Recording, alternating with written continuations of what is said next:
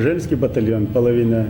Да, это что это такое? Вроде бы как стали формировать ваш женский батальон. Это еще одна вооруженная структура или это просто вот попытка доказать свою правоту? Значит, женский батальон появился после провокационного заявления Рудского в средствах массовой информации, что якобы чеченцы сперва посылают на штурм КГБ, МВД детей, женщин, а потом стариков, а потом идут сами.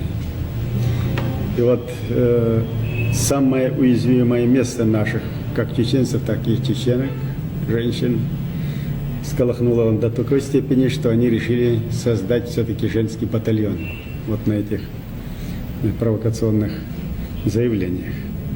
И сделали заявление по телевидению. Туда вошли все женщины. Вот начальник штаба этого батальона, русская, капитан званий.